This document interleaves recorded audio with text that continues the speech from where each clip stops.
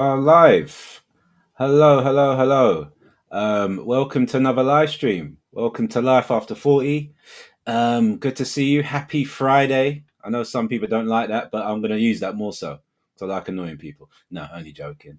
Yeah, just let people come through. But if you can come through, just let me know you can hear me and see me. Just give me the thumbs up or whatever.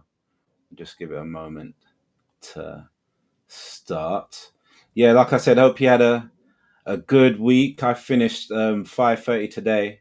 I didn't have to stay on. I don't know if anyone's seen the YouTube shorts I put out early today, but yeah, there's a few people, a few of my work colleagues that had to stay on late. One in particular was very angry. But anyway, hello, Will. How you doing, man? Hi, MB. Happy Friday. Just got back to watch you live. Appreciate that, man. Appreciate the dedication. Love that. We just let a few people come in, a few more people. And as you can see, I have a guest as well, but we'll get to introduce him very soon. Very excited to have this guest on, man. Um, yeah, he's got a lot to say about AI and work, so it'd be great to hear. Um, okay, wicked for letting me know that you can hear me. Hold on, let me just change that. John Paul Harrington, hello, hello, hello. Good to see you, man. Like, to be honest, I'm trying to get a right day to do my live. So I used to do it on the Saturdays, but it's hard because I do a gaming event on Saturdays. So I'm just like knackered. Try to do it on the Fridays. To like today, it seems to work a bit better. So the live streams might be coming in on Friday. So we will see. But yeah, more people are going to come in. But let me just introduce my guest. So today I'm excited to welcome Sean Barber, an SEO professional with over 15 years of experience in digital marketing. Sean currently serves as SEO manager at Macmillan Cancer Support and is a member of the Chartered Institute of Marketing. He's passionate about sharing insights on SEO and AI trends and regularly features industry experts on his YouTube channel. When he's not diving deep into search optimization, Sean enjoys fitness, sports, and spending quality time with his daughters. Sean, thanks for joining us today. Mate, good to be here, man. I'm really excited about this. I'm a big fan, so it's awesome to be here. Yeah, and I was on your channel not too long ago, and you're doing some great stuff there. You have some guests, and you have some really insightful conversations, man. And even when we had our conversation together, it was you made me think as well, question certain things as you were talking. So yeah, man. I like what you know about AI. You know a lot. You know certain people as well in the AI world. I just sort of work with AI, so I'm not in depth like that. So yeah, man, it's definitely good to have you with us today. So definitely looking forward to speaking to you about life, work. Because yeah, the name of the title today is AI: The Dark Side of Work in 2025. So I wanted to focus it on not just AI and work, but also just work in general. Because I'll let you into a little story. Not well, actually happened today about an hour or 45 minutes, no word of a lie. And I thought, wow, this is really appropriate. So we had a parcel in for my neighbor. They weren't in when the parcel was delivered. So anyway, they came in to collect it here. And we just talking, oh, how you doing? Everything like that. I just finished work. What about you? And she said to me, her and her whole team have been made redundant. And I thought it was interesting because they have this car, BMW car outside usually, but I haven't seen that in a while. So I don't know if it's linked or whatever. But yeah, her and her whole team have been made redundant. And she's into tech for Amazon. Yeah, and that was worrying because Amazon's so huge. So, but yeah, this is the kind of stuff I want to get in. But it's literally the real world is very scary, and this is kind of the stuff I want to talk to you about. But before that, I just want to make a few announcements. So, firstly, I just want to say everyone that sort of wished me, all the kind messages and stuff like this for the post that I put out in regards to the passing of my grandmother. Really appreciate that. Love for the love. Yeah, man, thanks for all the condolences and things like that. So I just want to say thank you for that. Also, on Saturdays, I just mentioned it, but I run a gaming event. So Saturdays in Finchley Central Library every Saturday, yeah, 1 till 3. So it's got console games, board games, card games, all of that. So yeah, if you want to check it out, come through. All the details are in the description box below. Check that out. And a funny announcement and an interesting announcement I need to make is okay. So I've got to read this out. So I've got my notes here. So, okay, so I was contacted by Virgin, a casting member of a show called Virgin Island. So the whole premise of it is a reality show where people who are virgins go to this island, and it's basically about growth, interacting with each other, that sort of stuff. And they basically contacted me to let people in my community know that they're holding casting opportunities for their second series, or second season, sorry. So yeah, if you're interested in being, having an interview and being part of this show, I think the last season, I think they sent them to somewhere in South America, one of the islands there. So yeah, really cool. If you're interested in that, you've got to be over 21 and you've got to be a virgin. So yeah, if you meet the requirements or you know anyone that does, DM me, let me know. It says here the casting interviews ends on the 24th of August, Sunday. So yeah, get to me ASAP, and yeah, you can be on the show. So yeah, that's quite cool. Let me just go through some of the comments. So Stephen Murray says, I'll be 40 in 5 hours and 28 minutes. Okay. Oh, wicked, man. Congratulations. Oh, wait, I can't believe it, man. Depressing. I was a hardcore raver and ecstasy head. I wasn't supposed to get old.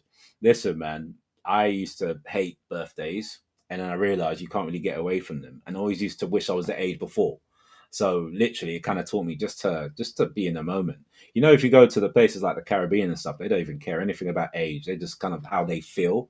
And I think when you go to a lot of these other countries, the way they think about age and numbers and things like this is very different to the way typical Western culture does. So just enjoy it, man. Just enjoy it. Just yeah, have a good time. Don't worry too much about it. And to be honest, you probably had a better time anyway back in the day than if you were 20 now in this kind of crazy time. But yeah, Mellow Victor, how you doing? um, Oz Yemi. Sorry, I butchered your name there. Osan Yemi's Mirror. It's really hot in London today. Yeah, it really is. Yeah, we're gonna go to more comments, and also it's a call-in show as well. So I'm gonna put the number in the banner, so you can. Yeah, if you we'll talk a bit first, but if you want to call this number and have a chat with me or Sean, you're welcome to do so. You can do normal phone number. You can WhatsApp if you're not from the UK. Yeah, whatever is best for you. And yes, yeah, like Sean. But yeah, thank you for being here again. How are you doing today? Yeah, it is hot, isn't it? So, yeah, just trying to keep cool. Iced coffees and things like that. But no, it's all good. It's yeah, I'm sure we'll get into it, but really interested to hear about your neighbour, and that's happening more and more, isn't it? So, Yeah, yeah, listen. All right. So I'll be honest with you. If I heard this news about maybe 5 years, maybe not even 5 years ago, it would have been like oh wow, and it'd been like oh, something to gossip about. That's crazy that happened. I'll be honest with you. That's probably how I would have thought about it. I can't believe that. Would have been concerned, but that's how I would have took it. When she told, I was like scared. There was instant fear in me. And I think it's like kind of like a selfish way, I guess, where it's like, well, am I next sort of thing? And I've just seen this too many times, too many stories of things like this. I don't know if that's linked to AI or what, but you think for a company like Amazon, I would have thought you were very much more secure there than other companies. So to see this happen is crazy. Um, but just to start, so I've got some questions I want to ask you. But just to start, what's your, or let the people know? I kind of know your take on it, but what's your thoughts of AI and work? I mean, AI generally, I've got mixed views. There's extreme. You know, I I use AI, but I'm taking all my knowledge and insights from people who really know it. The people that were at the early stages of working with Google, and working with Meta and working with, all the top sort of AI companies, and they're all saying, people like Mo Gawdat and Jeffrey Hinton, these people, they're all warning us of the dangers if we don't use it correctly. I think it's the same as um, like the internet was potentially going to be groundbreaking for many reasons, and it has been to a degree, but we have kind of misused it and not utilized it to its real benefits. Instead we've filled it with adult, content, and we haven't really utilized it the way we could. And AI is totally different. It's because in a way, because it's got so much knowledge and power. If we give it too much sort of independence, it can get away from us. So there's some dangers there, but also, today it's had some great medical breakthroughs, and if it is used to its full capacity and it doesn't, and we can control it and put the right guardrails in place, it can be, we could live in a utopia. So it depends on how it goes, but yeah, I've got mixed views. And at work, I'm sure we'll get into it again. It's mixed. It depends on your own personal use of AI, and also how your company adopts it. Can have major effects. And I think just what you're saying, I was thinking about this before I came on. I feel like this is it. It reminds me of COVID. Because COVID, we heard something was happening in China. We heard it was pretty bad, but you don't really take it seriously until it start hitting your own shores, and you see it personally. And then you start seeing people around you kind of get it, and you're like, okay, well, at least it's not me. That's really bad, but at least it's not me, kind of thing. And then your work sends you home, and everyone's stuck at home because because of COVID, they have to work from home and stuff. And then you start thinking, oh, crap, this is real. Like, this is the real thing. And it's kind of what I'm seeing. We saw AI kind of affect workplaces in America. Um, and now, it's starting to come over here, and companies are acting on it, and real life stories are happening, as you saw your neighbor. So, yeah, Amazon let loads of people go recently. IBM have let loads of people go recently. All these Really. big organizations are starting to let large amount of people go because of AI, and yeah, we're getting to the job market, but it is being majorly disrupted by AI.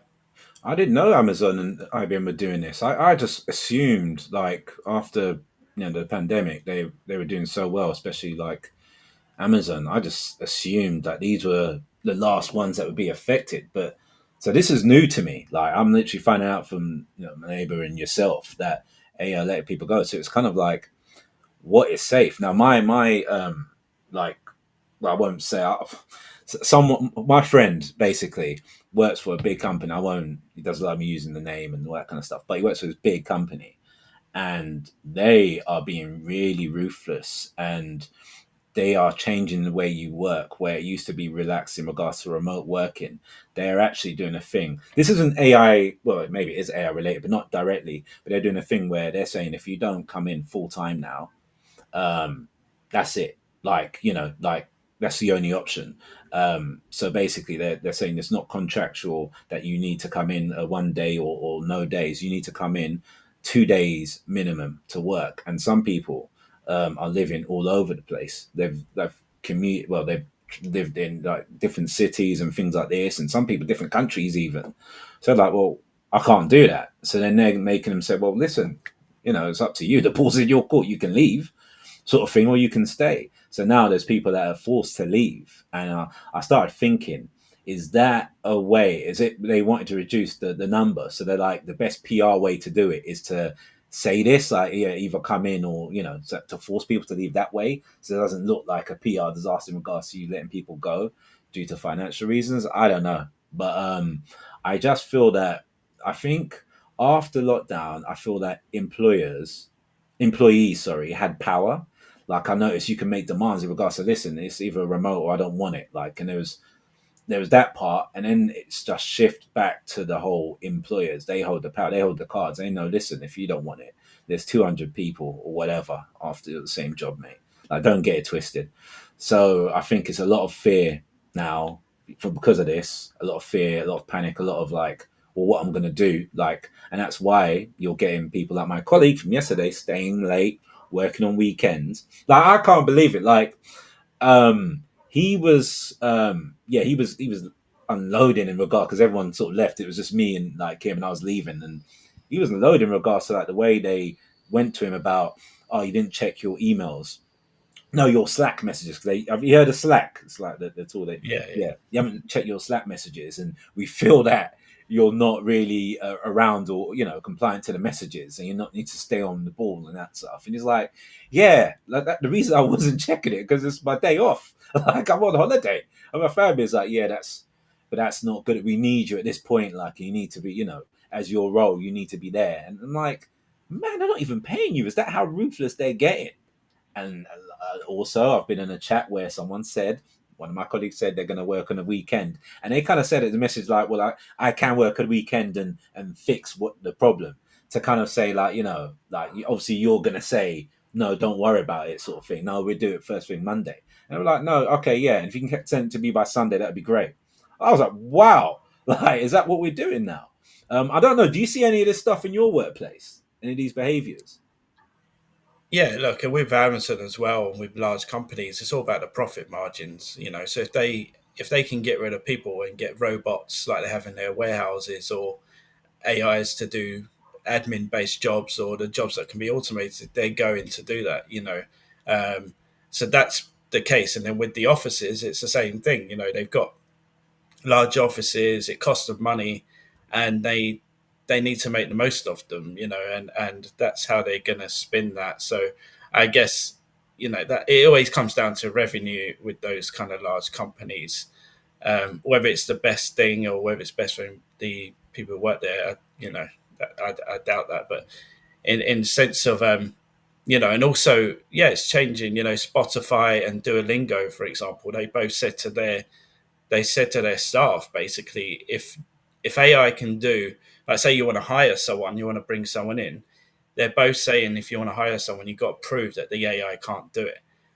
So this is becoming quite regular now. So people find it, the number of jobs open to like executives or like newcomers is slowing down because of AI, because companies are just doing that. So in terms of like pressures at work, yeah, I feel like generally, I think most people who work in the digital space are feeling kind of pressured in the sense, and you're going to fall behind in blocks. So that's kind of like you have to learn these tools, but also it could just be the fact that AI evolves so much that you have no choice, and your company just sees. So you've got that looming over you as well if you work in digital, especially. But I don't know where I work. I'm not going to lie; they're quite flexible. They are quite good with it all. Maybe because we're a charity, but it is extremely kind of, yeah. They look after their staff quite a lot. But I know there's a lot of kind of pressures in the workplace right now, and it's the whole environment, isn't it? The economy's tanking.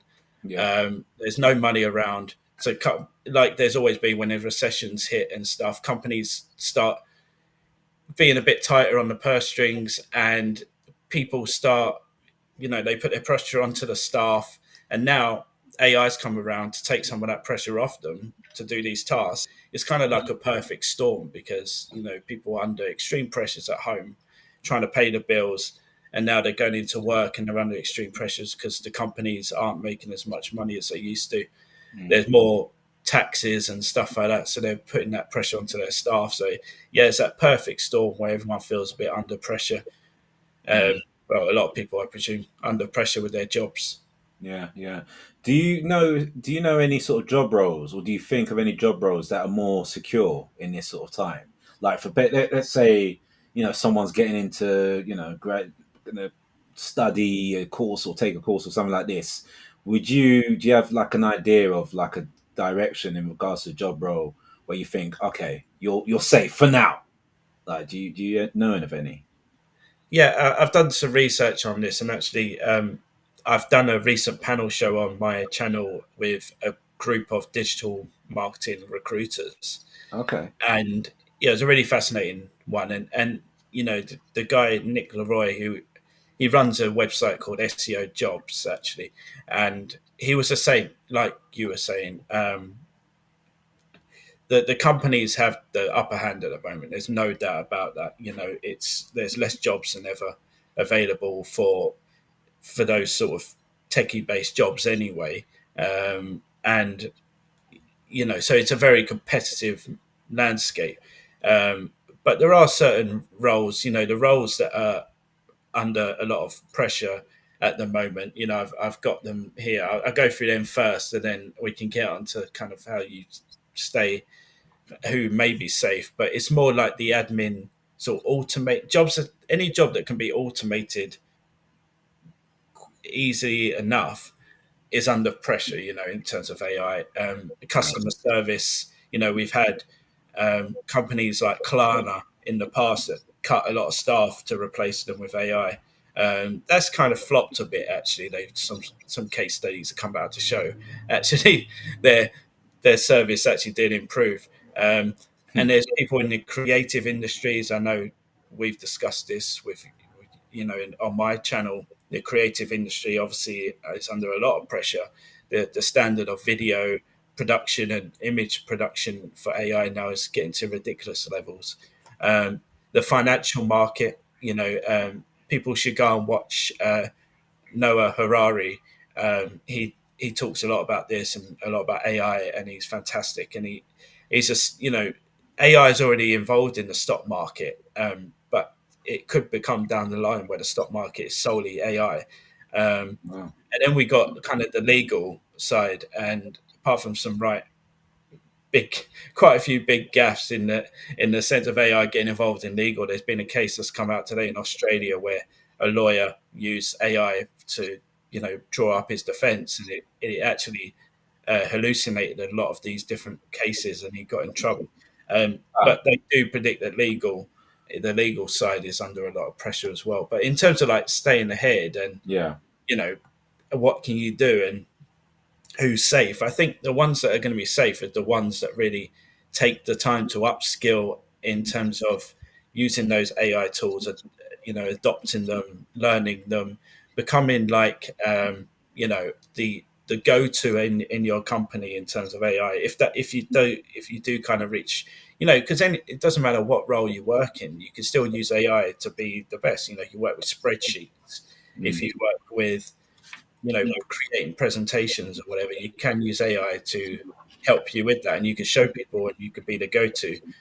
And also, just yeah, I think a lot of people are saying this is that in this AI world is that there's still going to be, you know, it will take some of the jobs, and it will take certain, you know, sections of jobs, but the ones that really are at the top of their game will still probably survive a lot longer than the others. I know that's obviously simple to say Wow. and Okay. obvious, but That's survival of the fittest, sort of yeah, thing. it is going to be like that. You know, in my job, you know, in SEO, the ones that aren't that good at SEO are not going to survive much longer. But if you're actually half decent, you will have a lot more, you know, runway, so to speak. And I think the one, you know, and I'll stop going on in it, but one of the things that did come out of it was that was really interesting is just that the human sort of aspect of it, you know, because one thing AI can't do is have that human touch, that communication, that relationship management.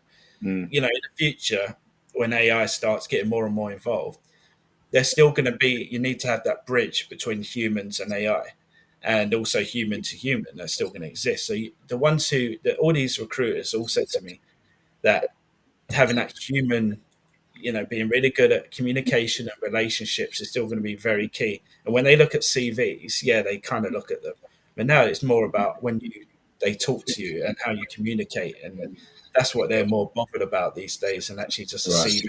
Yeah. Uh, but yeah, I'll stop banging on about No, I that. know.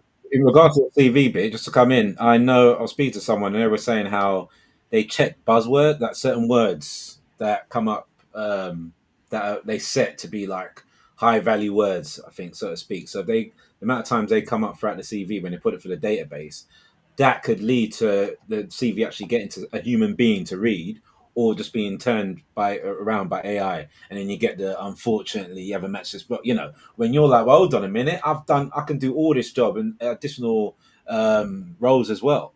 But then it's like you're getting all these unfortunately you didn't make the next stage because it's like they're using an AI bot to go for all of these because they get like thousands, hundreds, thousands of CVs and stuff like this for each role.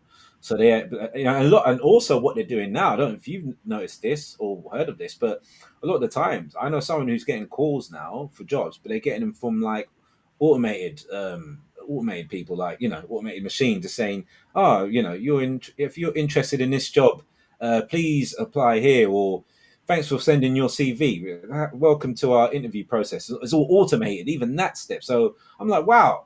So it's like, so people can't even do the call up or the interview process now. They're just like skipping that. Yeah, get AI on that, man. We're good. So I'm like, Jesus. And then you're also talking about the human experience, but just stepping away from AI, I feel we're losing that anyway. Like that human sort of interaction.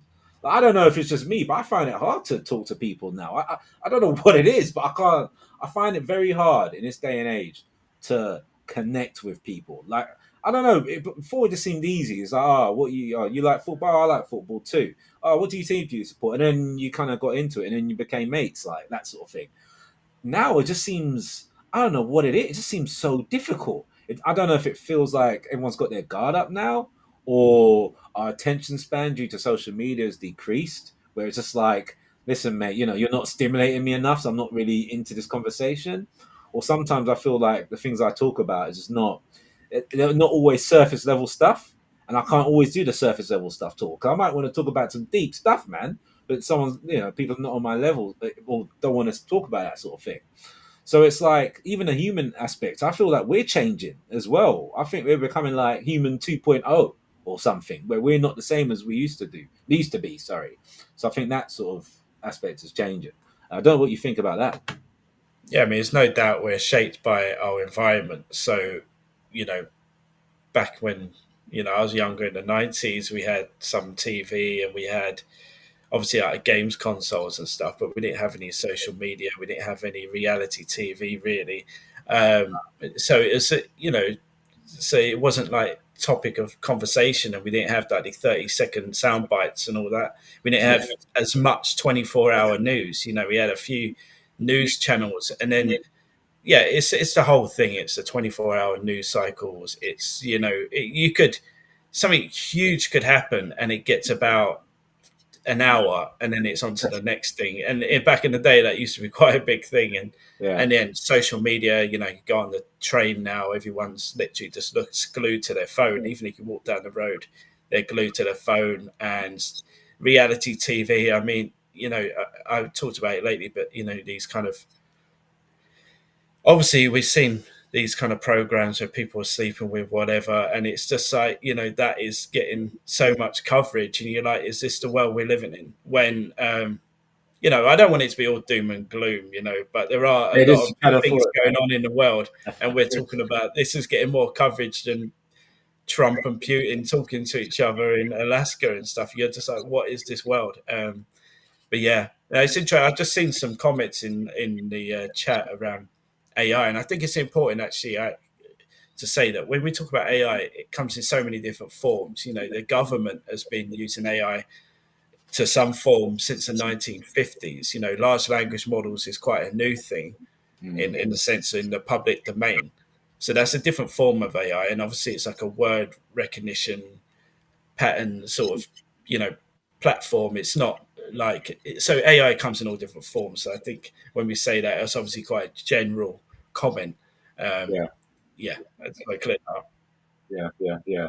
Just want to step away from AI for a bit and just go into work because I mean, you talked about upskilling and things like this, and I agree. You need to sort of have a different second income, man, and try and learn new things. But I think just in general, take a step from AI, just in regards to the lack of opportunities. Maybe this isn't into AI, I don't know, but the lack of opportunities, the amount of people searching for each position, the fact that you go on LinkedIn. If you're looking for a new role, you go on LinkedIn. You've got like, I don't know, 300 people apply for this role, and it's demoralizing from there. I don't know. Do you have you sensed like a sort of anxiety or just a feeling of dread and pressure for like in the world of work in regards to like colleagues and stuff like this? And, like, do you feel there's like a fear of like someone losing their job? Do you sense that? Do you see that? I mean, it's public now, but we've gone through a change in the last few years, and people have been made redundant and stuff. So there was a lot of pressure and anxiety around at that stage, and obviously there's probably no company in the there's probably only a few that are really thriving, as I said before, where the economy is absolutely on its knees. So everyone's under pressure. Obviously, like I said, there's certain companies are probably that are doing well, but most aren't. So whoever you work with, there's going to be pressures there, and and like you say, and then you kind of look for other opportunities, and you see so much competition, and then how do you stand out from that? And that's what I was saying about the upskilling or doing other things on the side, like you are with the YouTube channel. So these sort of things are going to set you apart. That's what the recruiters, sorry, that's what they're looking for. That kind of X factor, that kind of separate thing. When you're buying, if you're a football club, you're buying a footballer. We hopefully they all work hard, and hopefully Yeah, they can all run reasonably quick and stuff. But what is the thing that actually sets them apart from the other players? And that's kind of what you have to do. And I think we're going to have to get imaginative in terms of how we apply for jobs and how we chase that. Some of the recruiters were saying like they really actually there was some guy, and I can't remember the exact story, but he hadn't had a job in like 10 years or something. wow. But he put his CV in, but the recruiter was so impressed about the way that he followed it up, and he kind of kept on the recruiter's tail about it, and pushed it, that he put him forwards for an interview. I don't know if he got the job or not, but we can't, like you said, the controls all with the companies now, so you have to do the pushing and making yourself stand out. But of course there's going to be anxiety, because no one, apart from in a few companies, are going to feel like their company's safe and they could close down or go in, make people redundant any day now. And especially if I keep bringing it back to AI, and look, AI might be totally overblown. And many people are saying the new ChatGPT 5 sucks. So, it could be the case, but some companies just love seeing that profit margin increase. And if they could lay off people and then replace you with bots or some sort of automation tool, then they're going to do it, or at least try. So, yeah. Yeah. There's another thing as well I wanted to speak about, and that's managers, because I've had many issues with that. I don't know about yourself, but I tend to think that what they do with hiring a manager or promoting someone to management is that they take the instance that they are good at their job, that they have the knowledge and things like this, but they forget that I think you need to have people skills to be able to manage people. Now, I've worked for a few good ones, but I'll be honest, man, I've worked for a lot of toxic managers that don't know how to manage a team and do things that are not even HR compliant, like do things actually illegal if you really check out, like you shouldn't be doing. Um, have you ever had any sort of experience of like toxic management or toxic supervisors or things like that? Yeah, well, especially in my early career, I had some horrendous managers. I'm not going to name names, but there was one that I was working at, and it was just like, and we talked about earlier. But if you left on time, we finish at 5:30. Like Right. that's our contract end time. But if you got up and you left at that time, you'd be like, "Oh, leaving early, are you?" Or like that sort of comment. You're like, "No, not really. I'm leaving on time, and I've got a life and kids and stuff, so I've got an actual family to get back to." And he's just like, it's a joke, but it makes you look like an idiot in front of your colleagues, or you just feel like, Put should I be spotlight on. leaving? Should I be staying behind doing work? Yeah. And you can see it on the pressure on the other staff members, like they feel they have to stay there and do extra things. And I just, yeah, so that sucked. And yeah, I just, I feel like in the workplace when managers, like, I'm a manager myself, and I don't, I'm probably not the best manager, but I do try. I think all you can do is just try and be when you're making decisions as fair as you can, be as calculated as you can, and obviously follow best practice. But it's tricky, and you got to teach. You got to learn, like, everyone has their own traits and their own personalities. You can't teach uh, um, you can't treat everyone the exact same, because they all have their different personalities. So you have to learn that and really take time to learn their traits and their personalities, and then you know, and then try and work with that. So yeah, I think That is it's interesting, that you're a manager. So, being a manager, that do you take this into consideration about your staff and how you sort of treat them and the best to get the best ways to get work or efforts out of them? Do you think about this sort of thing, or is it more of like, I need to get the job done? How do you handle that as a manager? yeah, it's only a small team, but yeah, of course I do. I mean, especially when we were going through the redundancies, because you don't have any control over that, but you're also trying to stay positive, but also in the back of your mind know that something potentially difficult could happen. So you're kind of trying to keep everyone up, their spirits up and positivity, but you're also in the back of your mind thinking about what the worst case scenario. And so, yeah, and obviously I've not got a big team, so I'm obviously trying to do things and get things achieved, but also trying to be a decent manager and listen to problems and be there when issues arise. But it's tricky, especially if Yeah.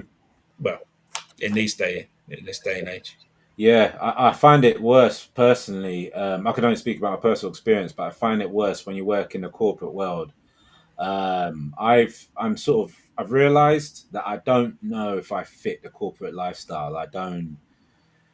Yeah, just the whole coming in and the fakery. Oh, how are you doing? I'm fine. And oh no, just the whole thing, the whole corporate, the whole working there, and the buzzwords as well. I was in this meeting the other day. And, oh my gosh, like I felt like I should. Why do you invite me to the meeting? It's like people are talking about this product launch, and they were just throwing loads of buzzwords, and everyone's getting excited with the metrics. The metrics came on the screen, and they're like, "Oh, John, no, that's you're gonna like that," and all that kind of stuff. And then you find yourself trying to laugh in it, trying to fit in. I'm like, I don't know what's going on, man. Like that sort of thing. And I'm like, man, I just want to. Like, I've had jobs where, because I used to do care work and stuff like that, but I don't know. I just felt that everyone was a bit more genuine there. I just find when you go to the corporate level, I think everyone has their not everyone, but I'm saying there's a few people that had titles and oh, I'm the executive. I don't know. They just kind of carry themselves like that. Like you don't bleed the same. Like you're like above me, sort of thing. Like you're speaking to. I'm vice. I don't know, chairman. I don't know, whatever the role is. But I see a lot of that, and I feel we should just like it'd be cool if you could just get rid of titles, just have like number in it. Like I'm number 284, and oh, okay, I'm number 33 or whatever. I don't know. I don't know. It's just a thing, but yeah, I just don't. And I used to actually, when you're talking about leaving, I did a video about this, like leaving work early. I worked for a Japanese company, and it was a cultural practice was to leave after the manager, which was a nightmare because the manager used to stay late. Like, so I remember when I started, I didn't know this, so I finished what I was doing, so I got up and went. And I did remember like people looking as I was getting up and packing my stuff and put my charger away and all that. I remember the next day I was in the toilets and all that, and the guy was talking. I was like, "Oh, you're right." I was like, "Yeah, hi." He goes, "Oh, yeah, I noticed you left early yesterday." I was like, "Oh, did I?" Like, "No, I left at 5." It was 8:30 to 5 in that workplace, and he was like, "Yeah, we don't really do that. Because the manager stays on, we tend to stay like he was doing it laughingly and stuff. Like we tend to stay after the manager's gone." I'm like, "Why?" I was like, "Oh, it's just like how we do things here." I was like, "Okay." So I was like, "All right, well, I don't want to lose my job, so let me just do that." And then I'm like, I finished what I'm doing. I'm looking at him. The manager's there, comfortable. It's like nearly 6 at that time, and he's still there, and everyone's just there. I think maybe people are just pretending to work, and I was like, "What?" Like, I get that's a cultural thing, but I'm sorry, man. Like, I got stuff to do. Like, I don't want to be having to stay later than I need to unless I want to finish some work off. But I don't want to be doing it as a practice. I don't need to be working on the weekends. I remember I had a work phone one time, and I realized I thought that was cool. Oh, work phone. I realized it was a nightmare. It was a nightmare because they start calling you like in the weekends. Like, you'd hear it ring, and you start like a little like like nervous system will start kicking in and stuff like this. So I don't know, man. I just think a lot of jobs I'm seeing have this sort of toxic nature to them. I don't know. Would you say you said your company is quite a well-run company? But have you been in other companies where it's had the toxic sort of nature? And could you tell me some of the toxic things that you've seen, if you have, in other jobs? Yeah, I mean, look, there's no. I don't think there's any company that's perfect, is there? There's always going to be toxic things going on. I think that's come into our. Without going too deep, I think social media again has played a big part in that becoming more evident in our society because I think it's kind of made it not acceptable, but before Facebook and X and Instagram, people weren't going just Yeah. leaving random toxic notes under people's doormats and stuff. But people felt like now with social media, you can just leave these toxic, you know, comments and stuff. It's just not. So I think that's kind of crept into our society, but I don't know. Obviously, I've seen, because I've worked in so many different places, there's always been, toxic sort of behaviors and Yeah. anything from bullying um, to just being, leaving people out, which obviously like a form of bullying or talking down to people. When you Like you say said, bullying, what sort of bullying do you, like? Give an example, if you can, of the bullying that you see. 'Cause I guess it's not the whole beating someone up, but what sort of bullying are you seeing? I think it's just like that kind of someone who maybe is more senior than someone else and kind of degrading them in front of people. That kind of thing. I think that is, I've seen that in different workplaces. And yeah, I mean, like we're, we're only human, but obviously when as a manager, like I said, I've tried to be that I'm equal to my team. We're a team. Okay, yeah, I'm like a captain on a football team, but we're all football players and we're all like so it is tricky, but yeah, that's what I've seen. It's mainly like people with higher titles, and that's all it is, a title. Yeah, you might have a higher wage, Hmm. but it doesn't mean too much. You know, Boris Johnson was the prime minister and Donald Trump's president of the United States twice. So, Yeah. you know, I think that kind of makes it clear that titles don't really mean that much.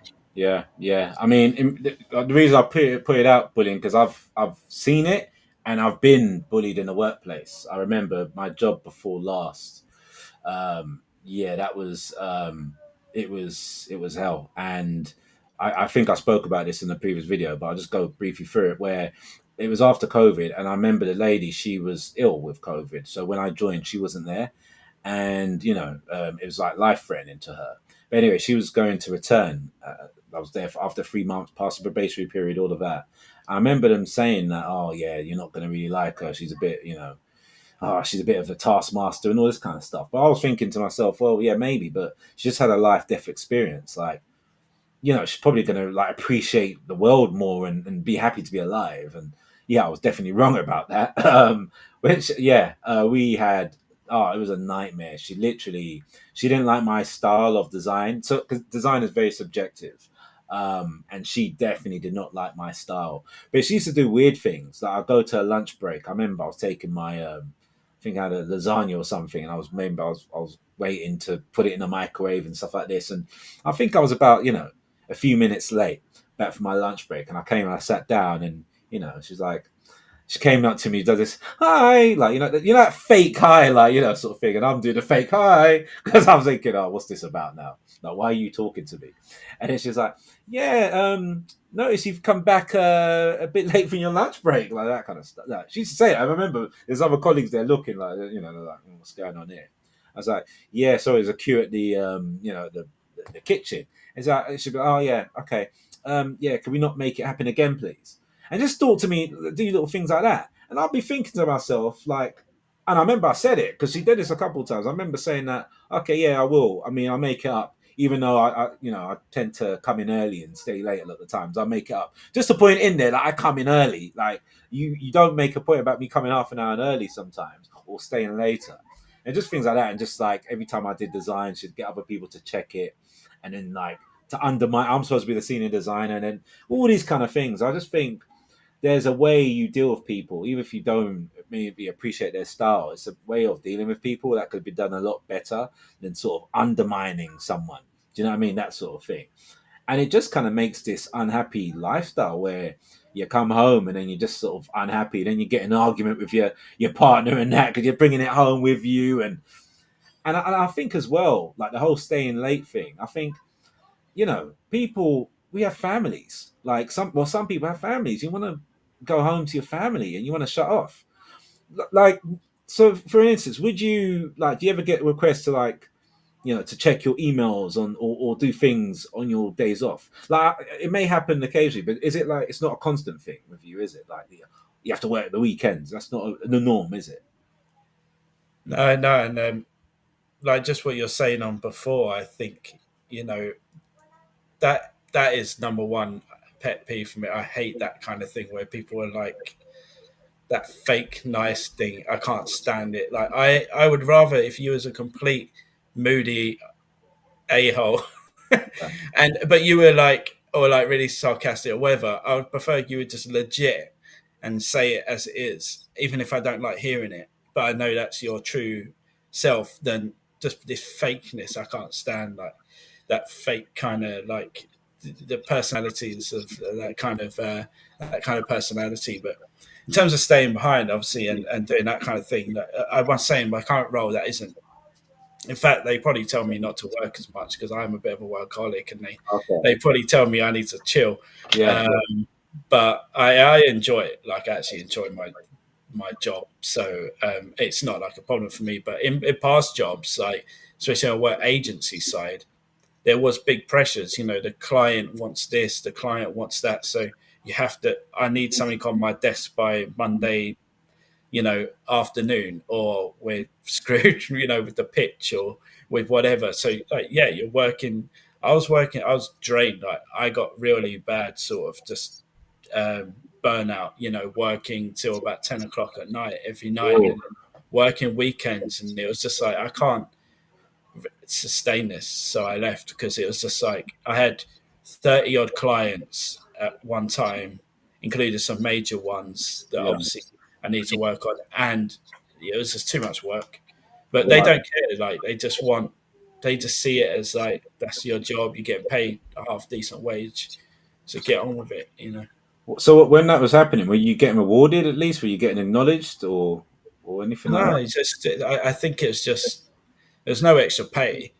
And that's what annoys me sometimes with roles. Like they ask you, can you just pick up this thing? Can you pick up that? Okay, yeah, but where's it? If you had a plumber and you're like, can you just do this extra job? You'll be okay, yeah, I can, but that's 50 quid more. But in our place or wherever you work, like in digital, it's just like Yeah. like a given. Like you'll just do that extra thing.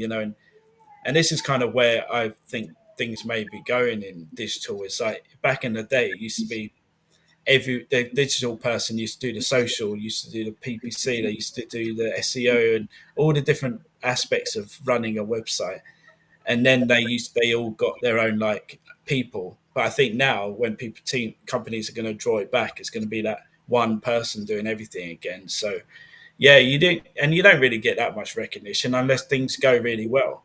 Obviously, sometimes they did, and sometimes you get recognition. But what is it like a mention on a newsletter? But what has that done to your health and your mental health and all that and your family life? It definitely has an effect on relationships. You're set up all night on your laptop is not, and life's too short now. I've learned that to give a shit, sorry, about about any of that anymore. It's just not really worth it. Yeah. Uh, yeah. No, I feel that, and also you touched on the burnout. Yeah, that rings true to my heart. That sort of doing the extra hours and you're just drained, man. And then you're agitated. You're working late, and so your partner like, oh, do you want a tea? It's like, no, not now. All this kind of, and it affects your relationship. It affects you. You're like, how can you maintain this? And it just seems like, I don't know. Sometimes there is a lack of understanding with some of these companies where it's just like, just get on with it. Like that's what we wanted, so deliver it. And it's like they don't care what other deliverables you've got to do. It's like you need to get it done. And then you may get some, I used to get not even a recognition personally, just be like the marketing team. Well, thanks for the marketing team for doing a great job. It's like, no, I did that. Like, you're not going to say my name. I did that. I worked the Saturday and the Sunday and the other Saturday and the other Sunday and I put in the extra hours. But there's no recognition.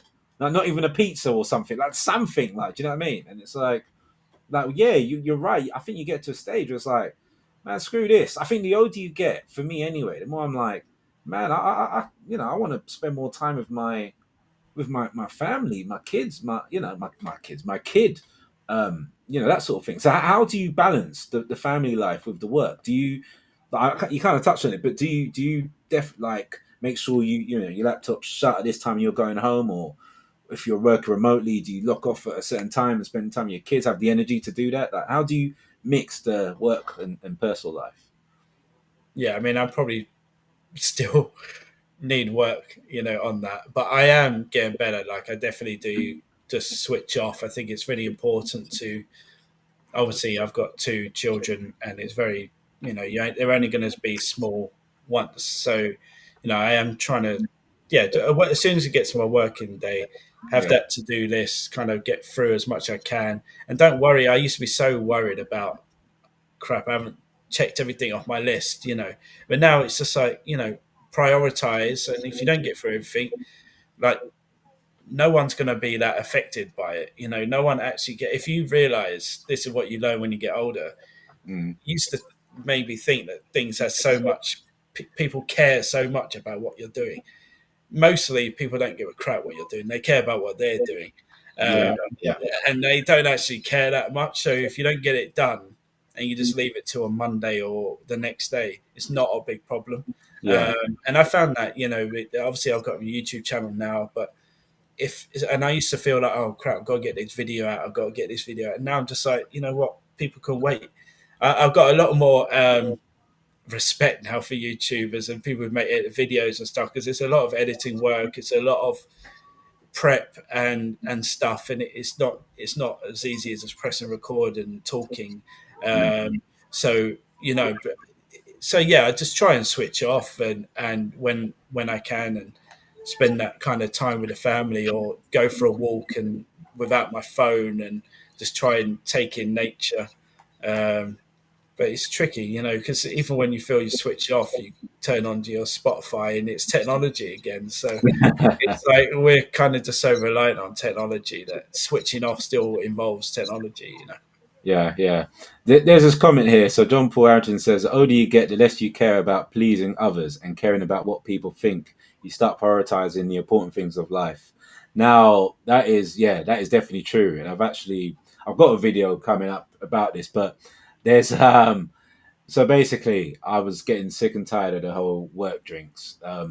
So my company do work drinks every single Thursday, and there's always an occasion for it. If it's like our new starter that starts, there's only new starter drinks.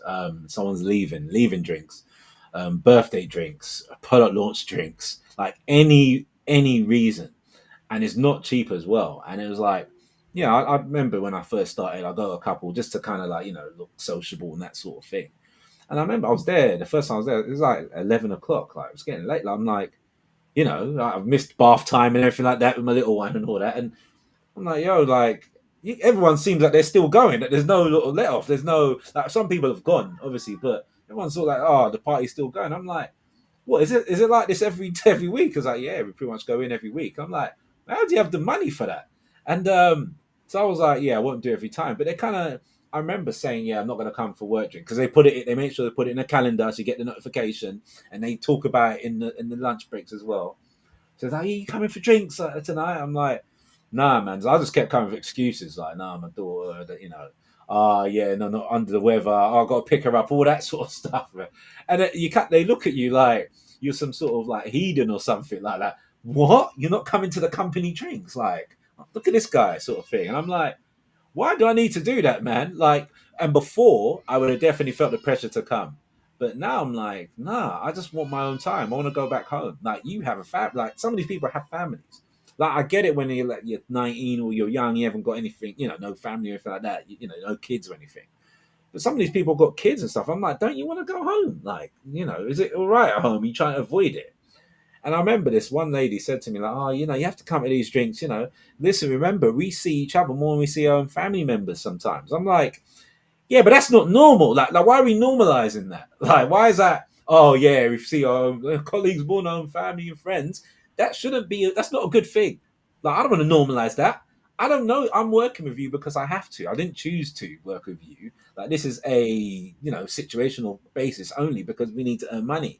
Like, I want to be with my friends and family. So, yeah, just in regards to getting older and stuff, I definitely feel the more, the older you get, like, yeah, I just don't give a damn. A lot of the times, I did this trick. Hopefully, no one's watching it from work, but when I sense that, it's getting to the end of the end of the day and people are sort of getting ready, so the girls are going to put the makeup on and stuff in it. I'll take my phone, I'll go to the bathroom, man. I'll just wait, like, I wait there for about 20 odd minutes, like, just in the cubicle, waiting for the dust to settle. Then I go back and the clothes is clear, they're all gone. I'm like, I've given the same excuse, man, for last Thursdays. Like, I've got to be missing for this one. You know what I mean? So I'm just, yeah, it's just in regards to that comment about the older you get, like, definitely family is more important. And actually, I want to ask you about this, about time. Like, have you noticed that time is going ever so fast? Like, crazily, like just if that's a word, but fast. Have you noticed that in your own life? Yeah, I discuss this quite a lot actually because I'm also quite into science and physics and stuff. But I don't know how I sucked at it at school, but suddenly I've got into it. And actually, there's scientifically, I think there's some proof around this concept, but like the Earth spinning quicker and all this kind of thing. I don't know if that has any relationship to time, but there are certain interesting things. But yeah, I mean, I definitely feel it, and I don't know if that's a age thing. Like um, I think also there's Sorry, that to stop you. Sorry, concept to of. stop you. What do you say? The Oh, world's sorry. spinning quicker. Is that what you I said? read something. Don't quote me on this. I read all these sort of things, and some could be total BS, and some could be true. So yeah, but there's scientific stuff going on all the time that they're discovering. Um, but I think as a I went on a holiday recently, and it went so quick, and it felt like why did that go so quick compared to others? I think time flies when you're having fun is the saying, and I think you do when you start like for me. I don't watch the news pretty much anymore. I'm not really on social media that much. I actually am enjoying my life a lot more. Like I'm trying to cherish every day, try and enjoy my job as much as I can, try and spend more time with family and so on, and not be bothered about football results. Don't go your way or whatever.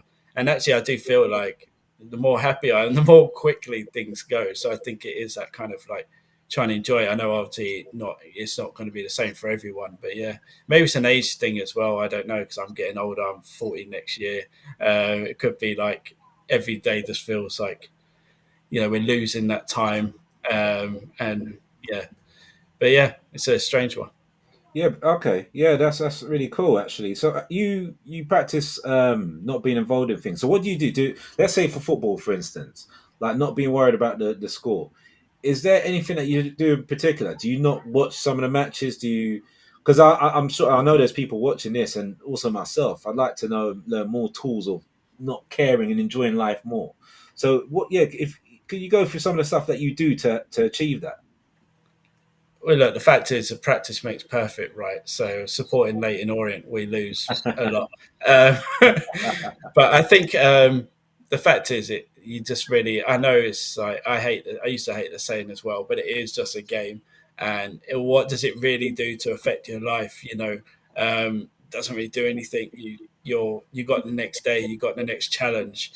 So just try and get on with it. You hear the managers saying, on to the next game, just take it like that. I watch it as entertainment. I let my vent my anger out or whatever, and then I move on. And just there's a different challenge every day, so just kind of get on to the next challenge. And It's just a game of football at the end of the day. My teams, we got relegated right down to the National League, and it was just like whatever. Well, it was disappointing, obviously, but it's at the end of the day, it's not really going to affect your life too much. Yeah, it's you know what? In regards to football, I had that when we bought this striker Victor Gyökeres, and I remember the lead up to that was so stressful because it was like there's like a striker we haven't had a striker in years, and then there was reports that we've put in a bid for him, and then it got rejected, and then it was a social media around it saying, the club don't want to sell, and this is crazy, and we're not going to get the strike. And then there's reports that we should be getting him this week. And then there's other YouTube channels and stuff saying, the deal's stalled, we're going to miss out on him, and they had the thumbnails, all this kind of stuff, and then you're always checking online and stuff to see what's happening. I actually felt my mental health like of being affected. I've never had that for a transfer, but they caught me, and I was so invested in it from the beginning of it. I kept watching all the tweets of Fabrizio Romano. He's a journalist, like talking about the transfer, and there's been a hitch in the plans and all this kind of stuff. I'm like, oh no, what's happened now?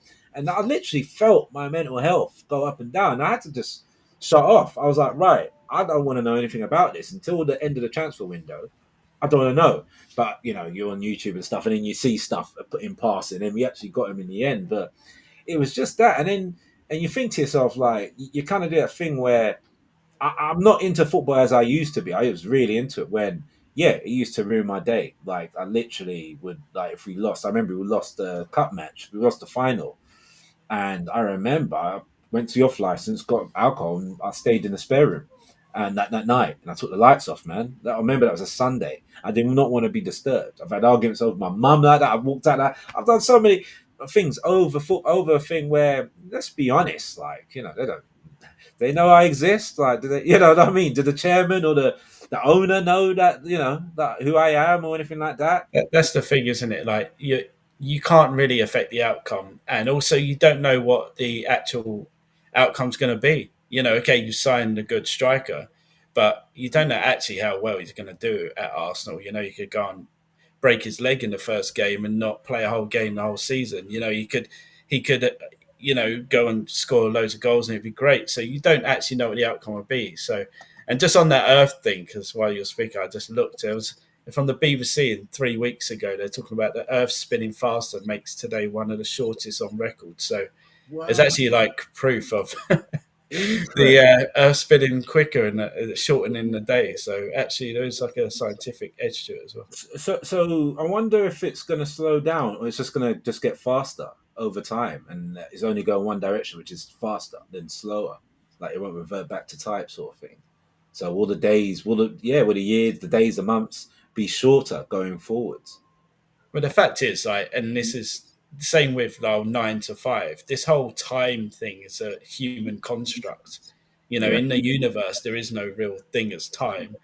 We've just came up with this concept of, and who knows why we did it? Maybe we did it to try and control humans, to kind of get them under control, or we did it to kind of. We probably did it more initially to kind of track the stars and the what's going up in space and stuff up in the skies, but then we probably turned it into a more control thing, so we can say, look, you've got to be at work and you've got to do this at this time and stuff. But it's all made up by humans, so um, you know, it's in context. We've got to consider that.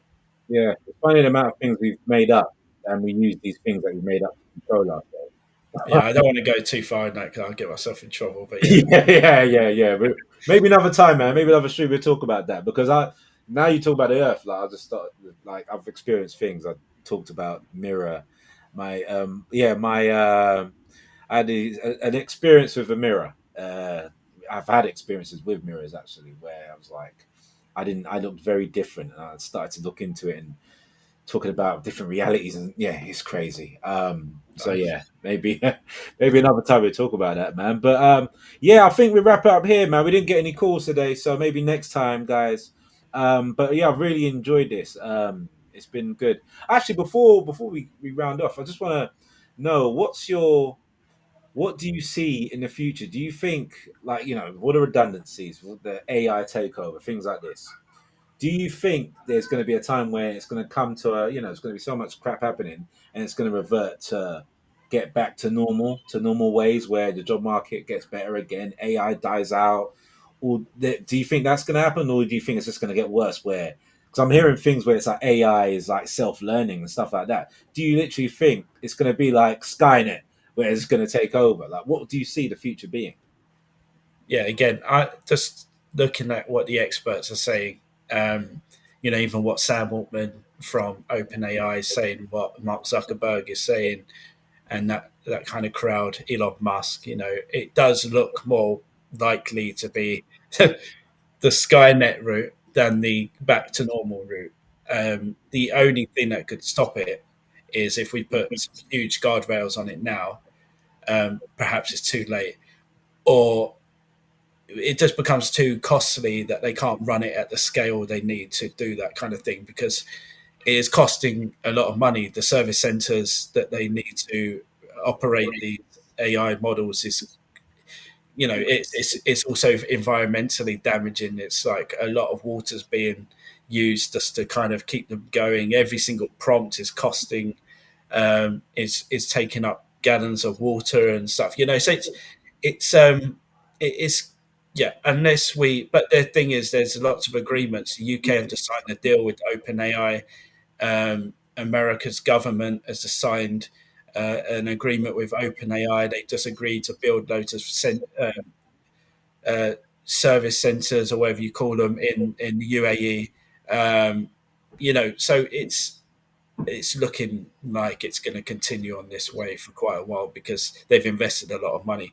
And the thing that really concerns me, just to wrap it up, is when they're getting AI involved in warfare.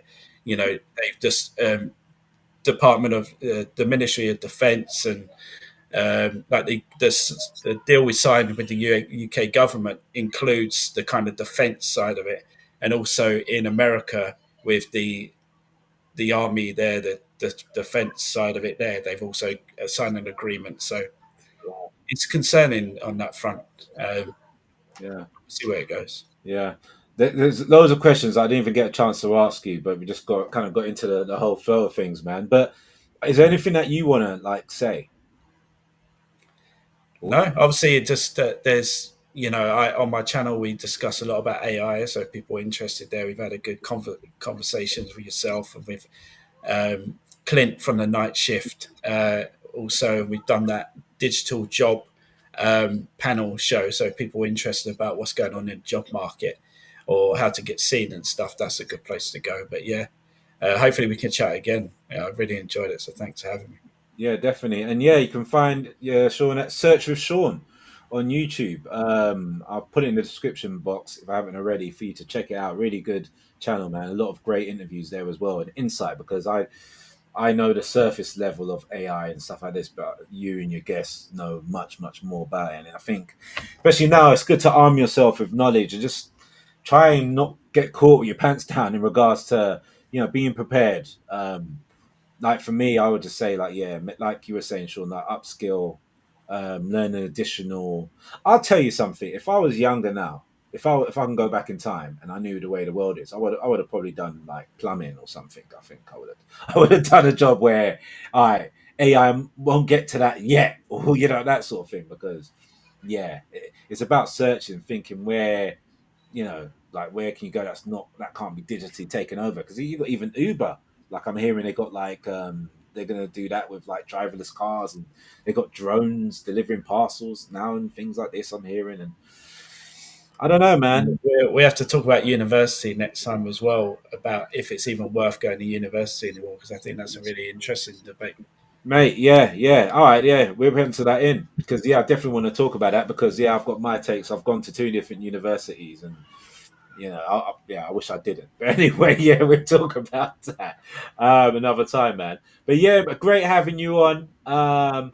Everyone, thanks for leaving all the comments. And yeah, man, please leave me with that HBO special. Comment, like, and subscribe. The engagement is lovely. And if you didn't get a chance to watch this live, hopefully you're watching this on the playback. So yeah, the next live will probably be on Friday, but I'll let you know until then. Take care, people. Have a good rest of your week, and I'll see you again soon. Take care.